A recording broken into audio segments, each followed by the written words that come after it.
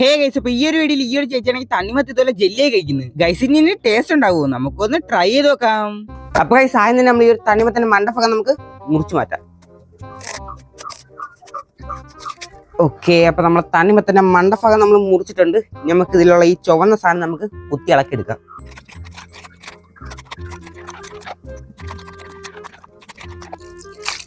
അപ്പൊ ഗൈസ് നമ്മുടെ തണ്ണിമത്തിനകത്തുള്ള എല്ലാ ചുവന്ന സാധനം നമ്മൾ ഈ ഒരു പ്ലെയിനിലോട്ട് ചൊറഞ്ഞിട്ടുണ്ട്. ഇനി ചൊറണ്ടി സാധനം നമുക്ക് കൊണ്ട് ജ്യൂസ് അടിച്ചിട്ട് വരാം.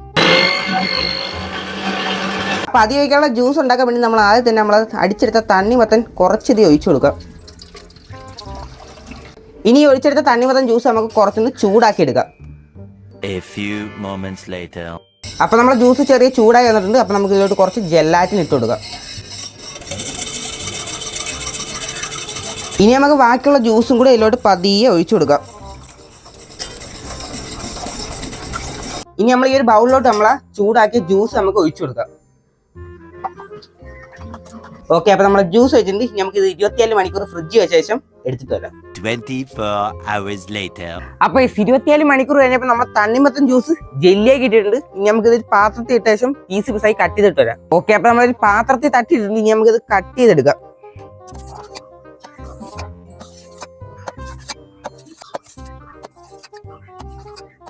ഓക്കെ, അപ്പൊ നമ്മൾ തണ്ണിമത്തൻ ജെല്ലി ഇവിടെ കട്ട് ചെയ്തിട്ടുണ്ട്. അപ്പൊ നമുക്കൊരു പീസ് എടുത്തേച്ച് തിന്നു നോക്കാം. പിന്നെ ഇത്ര കഷ്ടപ്പെട്ട് ചെയ്യുന്നില്ലേ, ഒരു ലൈക്ക് മാത്രം മതി. അപ്പൊ ലൈക്ക് അടിച്ചില്ലെങ്കിൽ ഒന്ന് ലൈക്ക് അടിച്ച് സപ്പോർട്ട് ചെയ്യുക. അപ്പൊ നമുക്ക് ഇതൊന്ന് കഴിച്ചു നോക്കാം. ഗൈസ്, അപ്പൊ സാധനം കൊള്ളാം കേട്ടോ, നല്ല ടേസ്റ്റ് ഉണ്ട്. നമ്മളെ വായിടുമ്പോൾ അലിഞ്ഞങ്ങ് പോകും. കൊള്ളാം.